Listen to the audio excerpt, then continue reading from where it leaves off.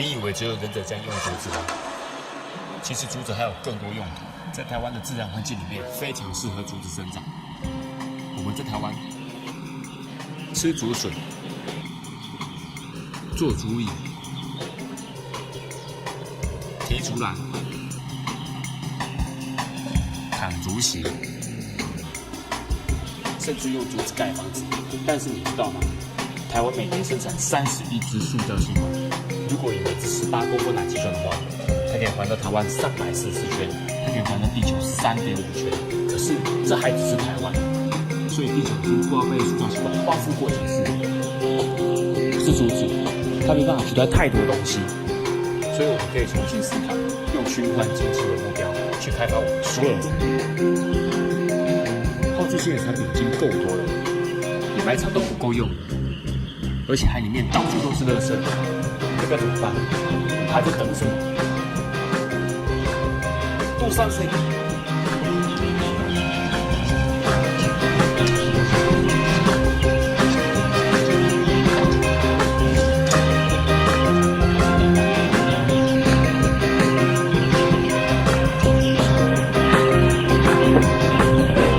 我是远泰竹艺社，大家好。我们这次郑重推出地表最弱元气竹吸管。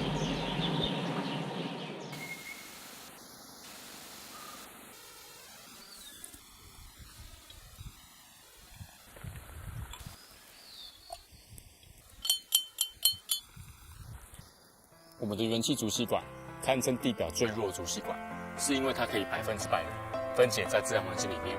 今天假如你用完之后想要丢弃它，你不会对地球造成任何的负担。那我们的制作过程里面，我们完全没有添加任何的化学药剂，只有用手工裁切、手工打磨跟手工均除竹末，最后再用到高温碳化做处理，特性比较不容易发霉。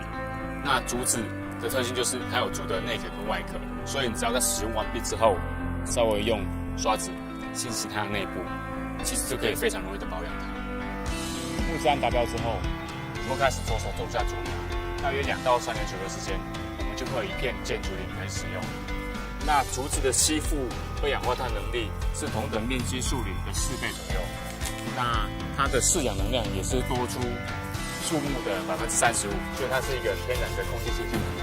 那为了要让这个空气清净机保持在最佳的状态，我们的竹林管理者会定期帮我们梳理竹林。他会帮我们挑选2年以上的竹子让我们使用。当然，这片竹林也不单单只是我们使用，还有其他产业可以使用。可是为什么一根吸管我们还要自己种竹子呢？因为所有的建筑它几乎都长在国家公园的山上，或是长在林务局的地上，我们没有办法有效的管理。所以我们找到竹山在地的竹某林大哥的儿子林旋风，然后他就是可以有效帮我们管理竹林。还有另外一位竹农尤大哥。他们2片竹林加起来大约有600平左右的地，可以让我们种约5万株的建筑。那这每一根建筑可以产生约8支吸管，所以我们木质的是一个有机循环的产业。我们没办法给你太多东西，只有几根竹子，但为了